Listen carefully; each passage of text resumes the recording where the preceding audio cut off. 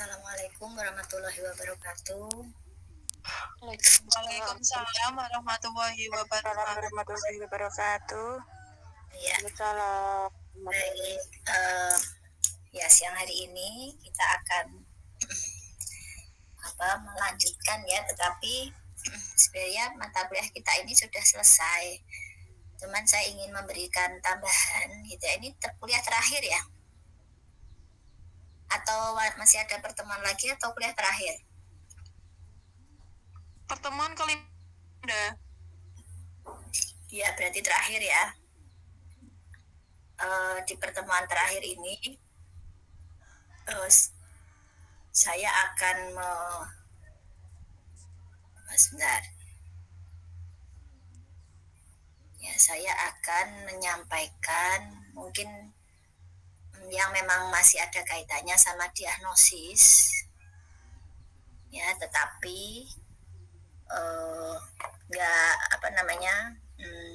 bukan diagnosisnya ya, tetapi saya ingin mengenalkan kepada teman-teman tentang PPI, program pembelajaran individual. Ini penting sekali untuk menindaklanjuti, ada hubungannya dengan diagnosis ya. Jadi teman-teman sudah pernah mendengarkan kata PPI? Sudah, Bunda. Belum, Bun. Ya, apa yang Anda ketahui tentang PPI, Bu Husnul tadi yang sudah ya? Pembelajaran individual, Bunda. Pembelajaran ya, individual. P-nya 2, P1-nya apa? Perencanaan, Bunda. Perencanaan. Program apa perencanaan ya? Oh ya. Oke, baik, kita lihat ya bersama-sama. Teman-teman tolong bisa disimak karena ini tidak akan menjadi bahan ujian ya, tetapi ini nanti akan menjadi tambahan teman-teman informasi. Ini adalah materi saat kemarin pengurus pusat Himaudi mengadakan BIMTEK dedikasi PAUD inklusif ya. Materinya bagus-bagus gitu ya, dari para pakar PAUD inklusif ya, dan juga pakar anak ABK, anak berkebutuhan khusus ya. Jadi ini saya akan share screen. Ini materi dari Bu Leli ya, namanya Bu Leli. Beliau dosen PLB pendidikan luar biasa di UNJ ya. Sebentar, ini tidak usah saya ini kalau saya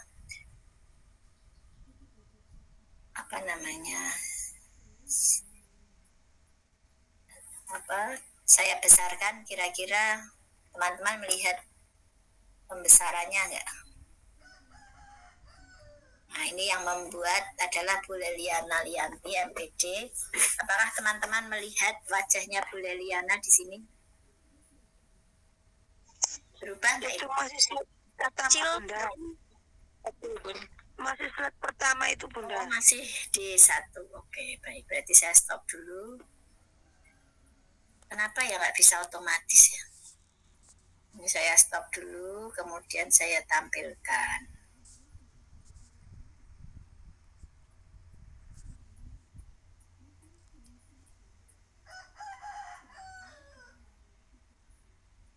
Sebentar, caranya begini. Nah, supaya nanti bisa tampil yang besar.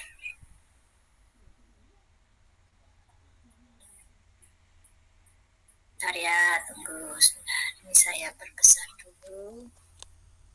Oh, nggak bisa ternyata.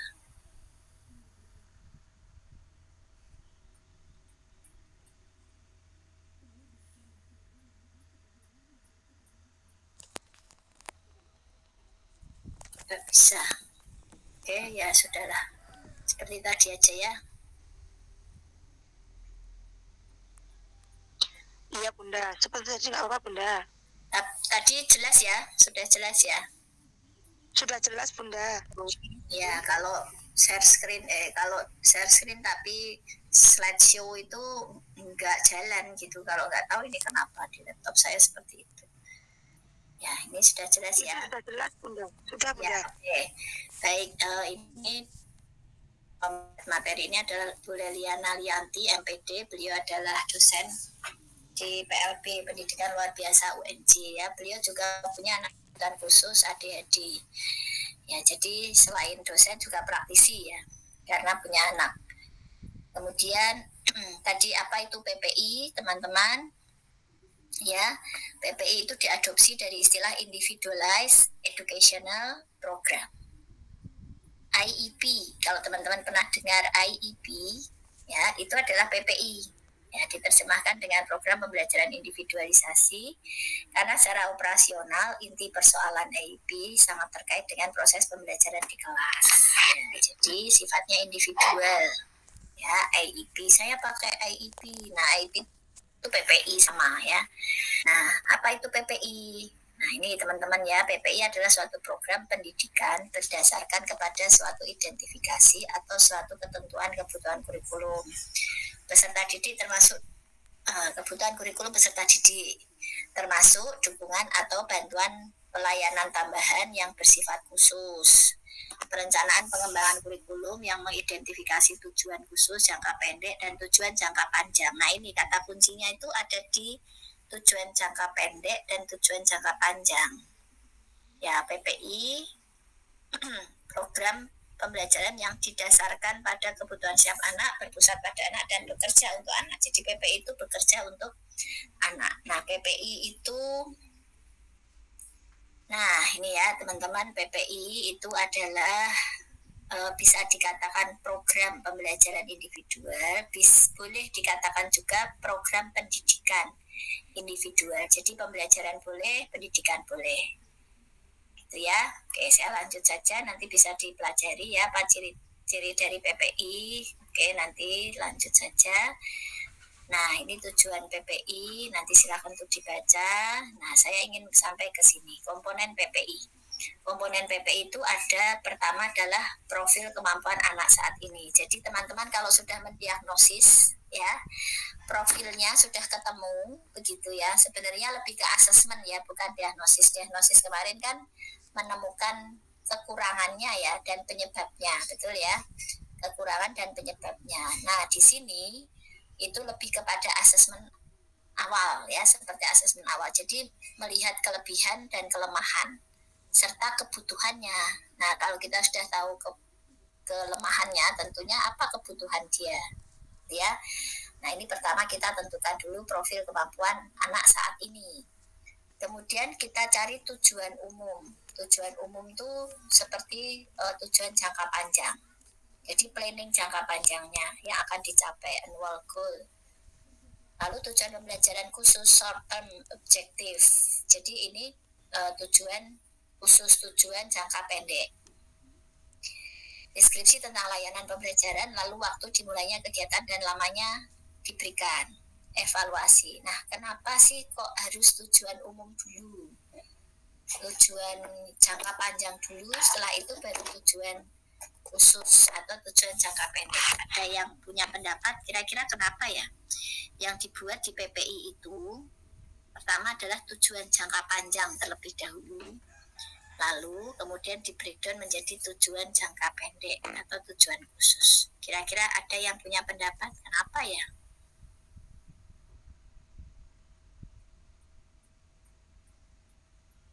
Apa gitu? Kira-kira kenapa ya kok pakai tujuan jangka panjang dan tujuan jangka pendek? Kalau kita kan tujuan pembelajaran sudah gitu saja kan. Tujuan jangka panjangnya adalah terpenuhnya 8 dimensi ya gitu ya. Sekarang pakai 8 dimensi. Nah, tapi tidak setiap anak berkebutuhan khusus itu punya tujuan jangka panjang dan jangka pendek yang sama. Nah, gitu ya. Itu kenapa kok kita tujuan jangka panjang dulu. Nah, teman-teman, karena setiap anak berkebutuhan khusus itu punya target yang berbeda-beda. Ya, nanti kita lihat. Nah, ini. Untuk menentukan tujuan jangka panjang, kita perlu membentuk tim PPI. Ya, tim PPI ini melibatkan guru, orang tua, peserta didik, ya bila memungkinkan ya, dan pihak lain yang terlibat, misalnya terapis, ya, terus fisioterapi, terapis, dokter ahli, dokternya anak tersebut gitu ya. Kemudian melakukan pertemuan tim PPI, lalu menyimpulkan kekuatan dan kesukaan peserta didik dari hasil asesmen secara umum, membuat deskripsi kemampuan peserta didik, kemudian menentukan kemampuan yang perlu dikembangkan, dan membuat tujuan jangka panjang dan jangka pendek, menentukan metode pengajaran dan evaluasi yang dapat dipergunakan untuk menentukan kemajuan peserta didik. Nah, ini biasa ya, seperti yang sering kita lakukan. Lalu menentukan layanan atau metode untuk mencapai tujuan. Jadi bisa saja setiap anak itu metodenya beda-beda. Yang satu pakai metodenya bercerita, yang satu metodenya harus dengan jalan-jalan gitu ya. Yang satu lagi metodenya dengan unjuk kerja. Nah, yang satu lagi metodenya dengan main peran. Nah, beda lagi, beda-beda. Tidak apa-apa, memang itu kekhasan dari PPI gitu ya. Tergantung tadi dari kemampuan anak tersebut. Nah, teman-teman, nah ini alur penyusunan PPI. Pertama adalah rujukan atau referral. Ini untuk mengidentifikasi, untuk bahan identifikasi dan asesmen. Seperti teman-teman ini lagi belajar diagnosis. Teman-teman sudah tahu berbagai jenis hambatan, kemudian penyebabnya sudah tahu, kondisi fisik ya, itu juga sudah tahu dari referensi-referensi yang ada. Nah, sekarang sampailah kepada klasifikasi. Nah, teman-teman kemudian kalau sudah di asesmen tadi ya, termasuk di golongan yang mana, kemampuan umumnya yang mana, kemampuan kognisinya apa gitu ya, lalu dikelompokkan, diklasifikasi kelas ya, layanan yang dibutuhkan. Kemudian penentuan kurikulum reguler penuh, kurikulum modifikasi, kurikulum pembelajaran individual. Nah, kita pilih yang program pembelajaran individual. Nah, lalu diimplementasikan di PPI, lalu dievaluasi atau asesmen secara berkala. Nah, teman-teman, program jangka panjang, saya kembali ke atas dulu. Program jangka panjang itu mengapa harus dibahas yang pertama? Karena setiap orang tua itu punya target yang berbeda-beda terhadap anaknya. Nah, karena itu perlu sekali tetapi diskusi di awal dengan orang tua. Pertama, ketika orang tua mendaftarkan anaknya di PAUD, lalu ditanya oleh guru atau kepala sekolahnya, mengapa Anda ingin menyekolahkan putra Anda di PAUD ini, gitu ya. Nah, itu dengerin, kenapa? Karena supaya anak saya bisa bersosialisasi, supaya bisa punya keterampilan, bisa bantu diri, dan sebagainya, itu dicatat semuanya. Itulah yang menjadi program jangka panjang. Karena apa? Tidak mungkin program jangka pendek, karena bantu diri, dia baru aja bersosialisasi, belum tentu juga langsung bisa membaur dengan teman-temannya kan. Nah, itulah program jangka panjang. Jangka panjang itu kapan sih, sampai berapa tahun? Bisa 1 tahun, bisa 2 tahun. Ya nanti makanya tadi ada evaluasi gitu ya teman-teman. Nah, lalu bagaimana dengan jangka pendek? Nah, dari jangka panjang tadi di breakdown. Lalu sebelum anak mampu bersosialisasi dengan teman-temannya, apa dulu nih yang dibutuhkan, yang diperlukan? Gitu ya, stimulasi apa dulu yang diperlukan pada anak-anak? Ya, tujuan pembelajarannya itu apa dulu sebelum yang luas tadi, yang sosialisasi. Ya, mungkin mengenal temannya gitu ya, atau bermain berdampingan, belum bersama, belum juga bekerja sama, baru berdampingan. Ya, terus menggunakan alat dan bahan main bersama, itu tahap berikutnya ya, dan seterusnya ya. Nanti akan dijelaskan lebih rinci. Nah, pertimbangan dalam penyusunan PPI, waktu yang tersedia untuk proses belajar mengajar, jumlah anak dalam kelas dan ukuran kelas ini juga menentukan ya, rentang kemampuan anak, jumlah sasaran yang dipilih, pengalaman mengajar dan pengetahuan guru, lalu kurikulum sekolah, ketersediaan SDM serta sarana dan prasarana. Nah, faktor yang mempengaruhi efektivitas PPI, efektif nggak nih PPI-nya? Kita bisa evaluasi. Bagaimana cara mengevaluasinya? Ya, kita lihat tujuan atau sasaran pembelajaran yang dibuat tidak sesuai dengan anak. Nah, ternyata tidak sesuai nih. Berarti cerita dari ibunya tadi, mamahnya tadi kurang tepat, gitu kan? Nah, kita boleh evaluasi lagi. Kemudian kriteria keberhasilan terlalu tinggi. Wah, ini orang tua menghendaki anaknya itu bisa jago nyanyi, jago nari gitu ya, bisa mengikuti pelajaran, nilainya bagus misalnya. Nah, itu ekspektasinya terlalu tinggi gitu ya, bisa saja menjadi gagal, tidak efektif PPI-nya. Kemudian waktu yang disediakan untuk mengajarkan materi tidak cukup, waktunya rentangnya pendek banget, 1 kali pertemuan itu misalnya hanya 1,5 jam. Wah, nggak tuntas ya, nggak bisa. Nah, kemudian terdapat masalah dalam proses asesmen. Ya, ada permasalahan, misalnya gurunya tidak konsisten, tidak ajak membuat asesmennya, itu ya. Kemudian atau guru ini terlalu repot untuk ngurusi semua murid sehingga lupa asesmennya. Nah, itu menjadi masalah juga. Kemudian strategi pengajaran kurang tepat. Nah, membosankan, misalnya ya begitu-begitu saja, kurang interaktif ya, kurang kreatif. Kemudian material yang digunakan kurang sesuai atau kurang lengkap. Nah, ini ya, material itu perlu sekali bahan dan alat ya yang disiapkan. Tujuan atau sasaran pembelajaran bukan merupakan hal penting bagi anak. Nah, jadi akhirnya semua melihat lagi, kita evaluasi lagi ya, tujuan atau sasaran pembelajaran bukan merupakan hal yang paling penting. Hal yang paling penting itu tadi yang disebutin di atas ini, material, strategi, salah, waktu, kriteria keberhasilan itu terlalu tinggi dan seterusnya. Nah, bagaimana implementasi PPI? Guru bertanggung jawab untuk mengkoordinasikan pelaksanaan PPI. Tim terlibat dalam pelaksanaan adalah guru kelas, guru khusus, terapis, dan semua profesional yang terlibat. Kemudian PPI itu dilaksanakan dengan multidisipliner. Nah, ini sama ya dengan pembelajaran mendalam. Interaksi antara teman sebaya menjadi poin penting dalam perkembangan sosial.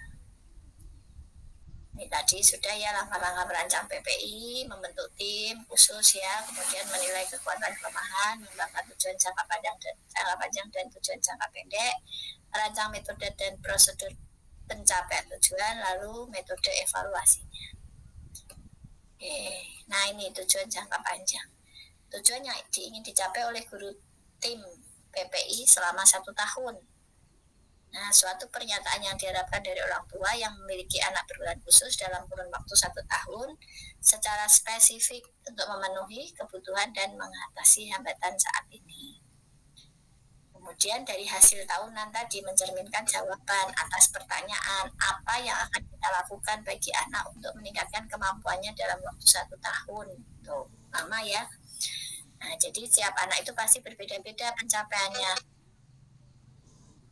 Kemudian jika tingkat kemampuan tertentu sudah dikuasai dan anak mencapai tujuan tahunan lebih awal, dapat ditambahkan tujuan baru. Jadi ternyata tujuan tahunan tadi, tujuan jangka panjang tadi sudah tercapai di semester 1, akhir semester 1.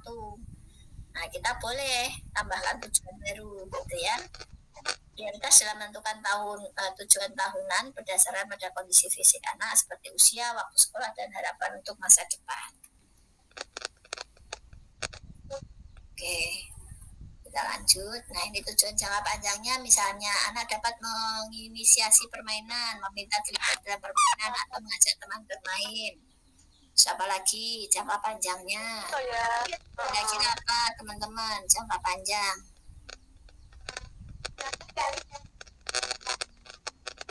Ya, Aurel bocor suaranya, Aurel Ardena suaranya bocor. Ya, oke. Kira-kira apa tujuan jangka panjang setelah teman-teman kemarin mencoba membuat diagnosis? Apa kira-kira tujuan jangka panjang?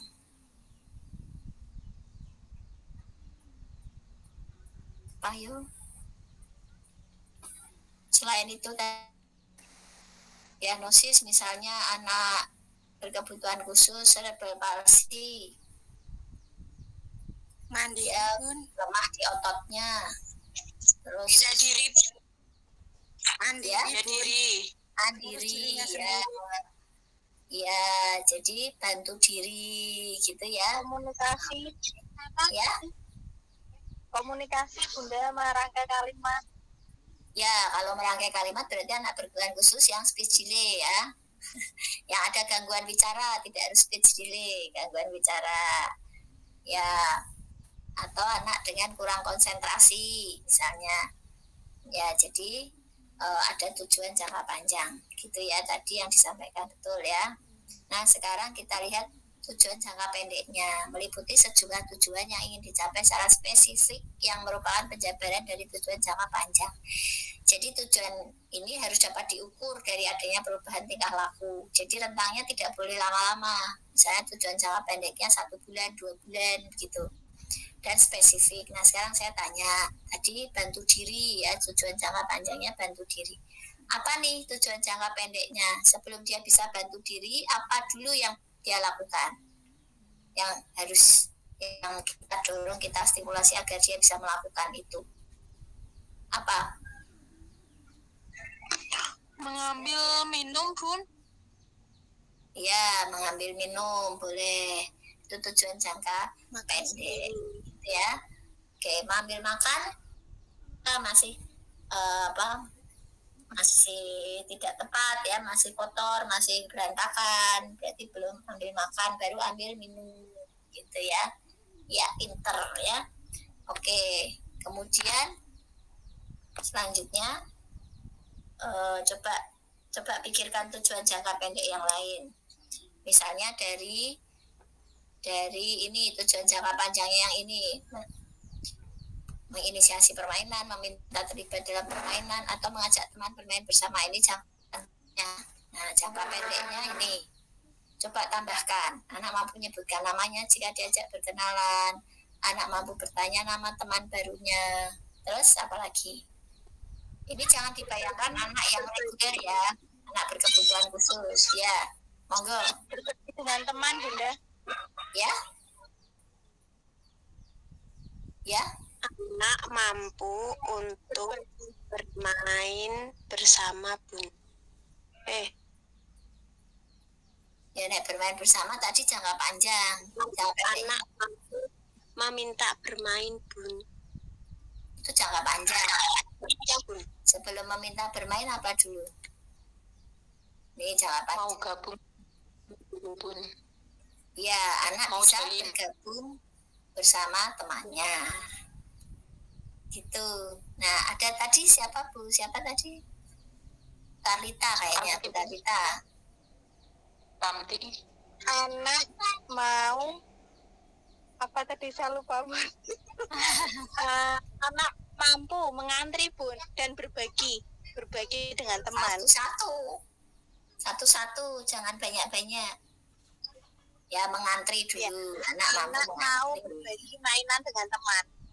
Anak dia belum main sama temen, no. Dia tuh belum bisa main sama teman, makanya dijadikan program jangka panjang. Tadi betul mengantri. Jadi apa hubungannya ngantri sama bermain sama temannya? Tapi itu betul, apa hubungannya kira-kira? Iya, mengantri, anak mau mengantri. Anak mau mengantri itu hubungannya apa sama anak bermain bersama dengan teman-temannya? Karena berarti itu artinya dia sudah mampu menahan dirinya sendiri. Iya, gitu, anak mampu meregulasi dirinya ya, menahan dirinya. Oke, ya gitu ya teman-teman, dan ini adalah sesuatu yang luar biasa untuk saya ya. Nggak tahu kalau teman-teman ini termasuk luar biasa apa enggak, tapi bagi saya ini suatu banget. Kami juga udah mencoba ya untuk membantu juga mungkin masih porak-poranda, itu yang mari kita betulkan bersama-sama.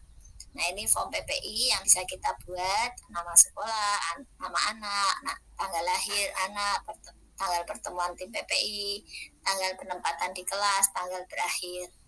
Nah, kemudian aspek perkembangannya, kognitif, komunikasi, dan lain sebagainya. Di situ ada kekuatan dan hambatan.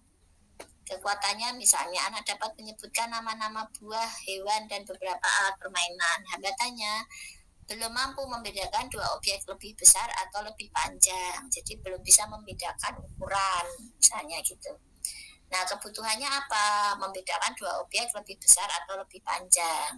Jadi misalnya penggaris, sama-sama penggaris nih, tapi ada yang panjang, ada yang pendek. Lalu ditanyakan, mana yang panjang, mana yang pendek. Gitu. Ya. Oke, terus komunikasi dapat menunjukkan anggota tubuh, kekuatannya.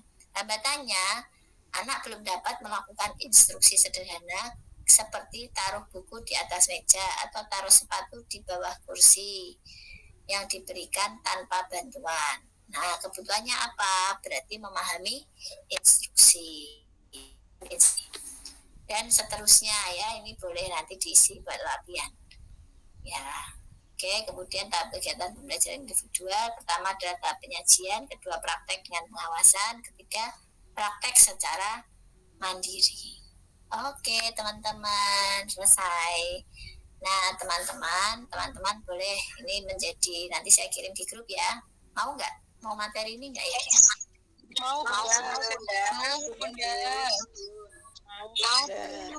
Baik, teman-teman, ini materi bukan untuk UAS ya, tetapi ini Bu Nila berbagi informasi dari informasi yang Bu Nila dapat saat menjadi PJ BIMTEK PAUD Inklusif di pengurus pusat Himpaudi ya. Nah, jadi ini menurut Bu Nila ini sangat bermanfaat ya. Jadi Bu Nila perlu sekali menyampaikan kepada teman-teman begitu. Nah, ini Bu Nila kirim ke grup ya, untuk bisa menjadi tambahan ilmu pengetahuan. Ya, tidak ada tugas apapun, yang penting teman-teman itu belajar untuk menghadapi UAS. Ya, materinya adalah materi yang pernah diajarkan dan pernah didiskusikan, serta materi dari apa yang teman-teman buat sebagai tugas. Nah, itu nanti akan Bunda Nila tanyakan lagi. Gitu, teman. Nah, dari PPI ini ada yang mau ditanyakan? Ada yang mau bertanya tentang PPI? Iya, Bun, tanya Bunda. Ya, boleh, silahkan. PPI ini apakah ketika tujuan panjangnya itu sudah tercapai, kemudian bisa diubah menjadi 1 semester begitu, Bun? Bisa. Jadi kan ada tuh yang PowerPoint slide berapa itu. Jadi kalau tujuan jangka panjangnya itu tercapai, ternyata wah, ini luar biasa ya, peningkatannya cepat sekali anak tersebut. Mungkin karena didampingi terapi juga gitu ya. Nah, sehingga anak tersebut bisa mencapai harapan yang diinginkan. Nah, kalau udah tercapai, yang tadinya 2 semester, terus 1 semester sudah tercapai, maka disampaikan lagi kan kepada orang tua. Nah, orang tua kita tanya lagi targetnya apa lagi, atau kita yang memberi masukan kepada orang tua. Ya, karena kita punya ya STPPA ya. Harusnya usia sekian itu sudah bisa mencapai ini itu gitu ya. Nah, dari situ kita bisa beri masukan kepada orang tua, Bunda ya, ini sudah tercapai semua begitu ya. Sudah tercapai semua, dan tujuan jangka panjangnya ini sudah alhamdulillah gitu ya, sudah tercapai semua, tinggal nanti diperkuat. Nah, sambil memperkuat, tujuan apa lagi yang menjadi target untuk Ananda gitu. Nah, itu terus menjadi PPI yang baru lagi. Jadi PPI itu tidak harus dibuat setiap hari ya teman-teman ya. Setiap minggu juga belum tentu gitu ya. Jadi PPI ini dibuatnya sesuai tadi kebutuhan, tetapi ada kurun waktunya. Misalnya PPI ini dibuat untuk sebulan gitu ya. Ada tujuan jangka pendeknya itu terukur gitu. Dalam sebulan targetku begitu ya, untuk dapat menstimulasi anak dapat mencapai tujuan ini gitu. Misalnya tujuan antri tadi gitu. Jadi itu ada terukur hanya sebulan misalnya. Ternyata sebelum sebulan udah bisa antri, udah pinter banget nih. Berarti ditarik lagi gitu, diubah lagi gitu. Jadi fleksibelnya di situ. Ya, ada lagi yang mau ditanyakan itu sudah Bu Nila kirim ya ke grup. Silahkan, boleh dibaca-baca, boleh dipelajari. Ya, ada lagi yang mau tanya? Makasih Bunda. Ya, sama-sama. Nah, teman-teman, semoga PPI ini bisa langsung diterapkan menjadi bahan diskusi dengan teman-teman di lembaganya masing-masing ya. Sambil nanti terus mencoba ya. Kami pun juga mencoba, guru kami juga ikut waktu itu BIMTEK. Dan besok Kamis itu kami mau rapat gitu. Karena di tempat di Taman Belia Candi itu anak berkebutuhan khususnya ada 4 atau 5 itu ya. Luar biasa. Ya, jadi itu nanti yang menjadi sasaran PPI ini. Itu ya. Baik, Bu Karlita silahkan. Jadi terima kasih Bunda Nila izin bertanya. Jadi tahun ini insya Allah di kelas saya itu ada beberapa anak dengan gejala ABK yang berbeda-beda. Berarti itu artinya PPI-nya juga berbeda nggih Bunda, nggih disesuaikan dengan keterlambatan anak nggih. Betul. Masya Allah, benar-benar ya. Ada berapa kira-kira yang berbeda tadi? Ini adalah tantangan yang terberat dan beda dari tahun-tahun yang sebelumnya karena memang ada beberapa ABK macam-macam gitu Bun. Dan saya juga apa jenisnya? Kan udah diajarin diagnosis, udah di. Iya Bunda, ada yang aktif, ada yang speech delay, ada yang kayak mengarah ke autis, itu juga ada. Sedangkan kan saya kan tenaga pengajarnya itu kan terbatas. Kadang saya juga kewalahan bagaimana cara mengelola kelasnya supaya anak yang normal itu bisa tetap bisa diajari, sementara yang dengan yang ABK itu juga tidak terabaikan. Saya juga masih kesulitan Bunda. Iya, itu teman-teman memang perlu satu persatu ya penanganannya, dan memang kalau kita tenaganya kurang, gurunya kurang, itu memang menjadi masalah. Karena itu perlu bantuan. Bantuannya siapa? Bantuannya shadow. Shadownya siapa? Shadownya bisa orang tuanya, bisa pembantunya, bisa mbaknya, bisa tantenya, bisa siapapun. Tetapi shadow ini harus kita bimbing, kita arahkan gitu. Nah, terus untuk tadi anak yang berkebutuhan khusus, ada speech delay dan lain sebagainya tadi, PPI-nya tentunya menyesuaikan ya. Kan kita nggak boleh tuh melabel dia autis, dia ADHD gitu kan. Nah, kita hanya boleh mengasesmen apa kelebihannya dan kebutuhannya, kekurangannya gitu ya. Nah, itulah yang menjadi acuan nanti pada saat kita membuat PPI gitu. Jadi ya selamat ya Kak Bu Karlita, udah dapat berkah luar biasa dari Allah ya di TPP anak-anak berkebutuhan khusus yang istimewa. Ini adalah pintu masuk ke surga sebenarnya ya. Amin, amin Bunda. Tapi kalau misal dari segi rasionya itu, kalau misal kita menghadapi anak yang ABK itu, satu guru itu idealnya berapa anak ya Bunda ya? Ya idealnya satu guru satu anak berkebutuhan khusus. Idealnya kalau bilang ideal. Kalau bilang ideal satu guru satu anak berkebutuhan khusus, makanya kenapa ada shadow. Saya sangat menyarankan Bu Karlita, shadow itu bisa siapa saja kok gitu, nggak harus shadow yang berbayar mahal-mahal 3 juta 4 juta, itu enggak. Tetapi tantenya atau siapalah ibunya, karena nggak mungkin, jangan apalagi banyak ya berkebutuhan usia misalnya 4 gitu ya, paling tidak yang 2 ini ada shadownya, yang terparah ya, yang terberat gitu tuh ada shadownya gitu. Saya selalu menekankan itu di awal teman-teman. Jadi kalau kita dapat murid baru belum daftar ya, pada saat belum daftar coba ajak anaknya kemari. Terus tapi biasanya ibunya udah bilang, ada yang udah bilang, ada yang belum ya. Ada yang rahasia. bilang enak ya Bu, anak saya ini teridentifikasi ADHD, begitu kata terapisnya atau kata dokternya. Jadi gimana Bu, apakah Taman Ria bisa menerima? Oh ya, kita asesmen dulu ya, sudah di asesmen. Oh ya Bu, kami bisa menerima dengan syarat ada pendamping. Jadi jangan ditinggal, ADHD kayak impulsif, nanti dia wah memporak-porandakan, kita jadi bingung ya, kasihan murid-murid yang lain juga. Nah, oh ya, siapa Bu pendampingnya? Saya sendiri. Nah, ya sudah, kalau Bu kami nggak ada pendamping, kami nggak apa-apa kalau kami mohon bisa dicarikan pendampingnya, shadownya ya kita carikan gitu. Shadow teacher tuh mahal loh bayarannya. Teman-teman kalau mau nyambi bisa tuh nyambi jadi shadow teacher. Ya, jadi bisa aja satu hari itu honornya untuk shadow teacher itu 100.000 satu hari. Hanya untuk sekolah ya, bukan di rumah ya. Jadi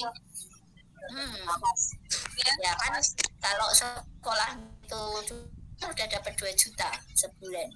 Dampingi anak berkebutuhan khusus pada saat di sekolah saja.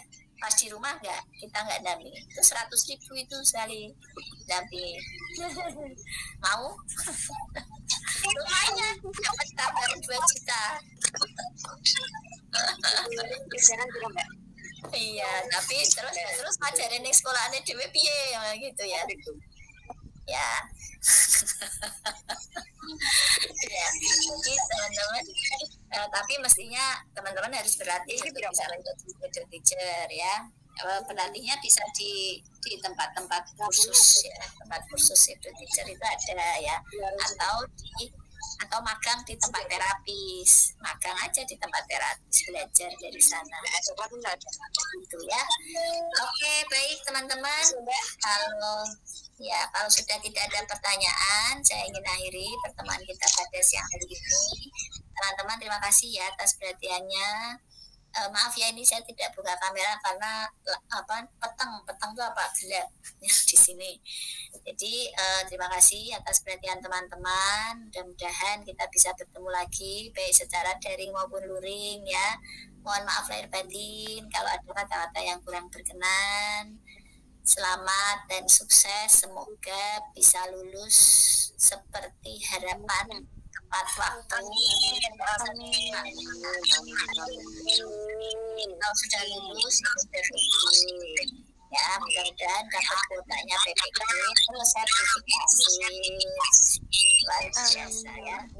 Dan yang sertifikasi tidak hanya PAUD formal saja, PAUD non formal juga bisa sertifikasi. Amin. Aminnya saya banter, amin. Amin. Ya, baik. Ya, baik. Sehat selalu ya teman-teman. Sampai jumpa lagi di semester yang akan datang. Assalamualaikum warahmatullahi wabarakatuh. Waalaikumsalam warahmatullahi wabarakatuh.